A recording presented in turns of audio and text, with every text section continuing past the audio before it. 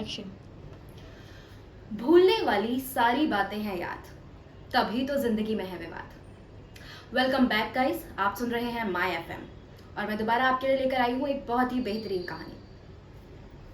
ये कहानी है दो भाइयों की जो आपस में बेहद प्यार करते थे। बड़ा भाई कहीं पर भी जाता तो छोटे भाई के लिए कुछ लेकर आता, और छोटा भाई कहीं पर भी जाता तो बड़े भाई के लिए कुछ ना कुछ लेकर आता था। दोनों की शादी हो गई। शादी के बाद भी दोनों में बहुत प्यार था, लेकिन एक दिन घर में किसी छोटी सी बात को लेकर कुछ कहासुनी हो गई और विवाद इतना बढ़ गया कि छोटे भाई ने बड़े भाई को कुछ कह दिया। बड़े भाई के आत्मसम्मान पर बहुत ठेस पहुंची और बड़े भाई ने सोचा कि इसे मैंने इतने नाजों से, इतने प्यार से पाल पोस कर बड़ा किया है और आज ये मुझसे ऐसी बातें कर रहा है। बस उस हादसे के बाद दोनों में बात होना बंद हो गई। अब दोनों अलग अलग रहने लगे और किसी कॉलोनी के फंक्शन में भी दोनों मिलते थे या फिर अगर बाजार में भी दोनों मिलते थे कभी, तो एक दूसरे से नजरें बचाकर एक दूसरे को इग्नोर कर कर चले जाते थे। ऐसे ही समय बीतता गया। इस वाक्य को 12 साल हो गए। दोनों भाई बड़े हो गए, उनके बच्चे भी बड़े हो गए।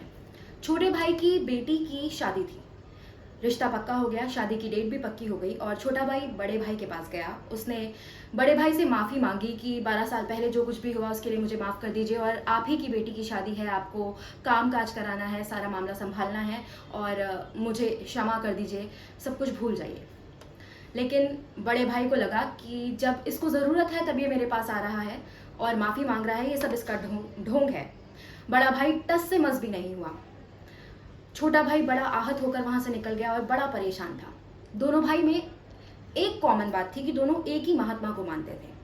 छोटा भाई वहां से महात्मा जी के पास गया, बड़ा निराश सा बैठा हुआ था। तो महात्मा जी ने उनसे पूछा कि क्या बात है, क्यों इतने निराश हो।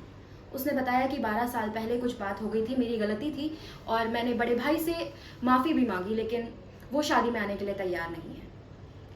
तो महात्मा जी ने कहा कि कोई बात नहीं, भगवान कोई ना कोई रास्ता निकाल ही देंगे।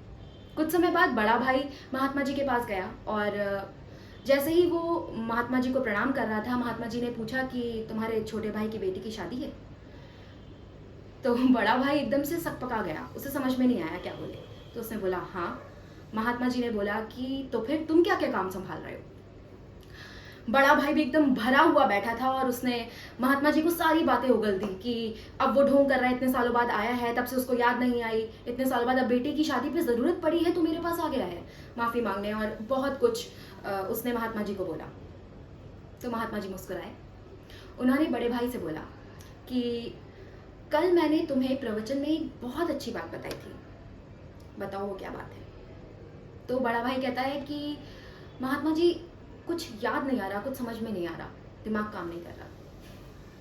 महात्मा जी ने कहा कि कल मैंने प्रवचन में तुम्हें एक बहुत अच्छी जीवन की सीख दी थी, वो तुम भूल गए, लेकिन 12 साल पहले जो तुम्हारे छोटे भाई ने तुमको कह दिया था वो तुमने याद रखा।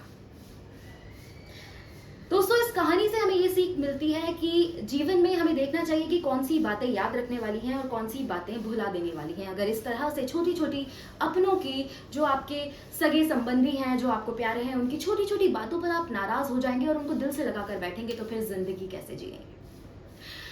दोस्तों, मैं हूं आपकी दोस्त इति और सुनते रहिए माय एफएम।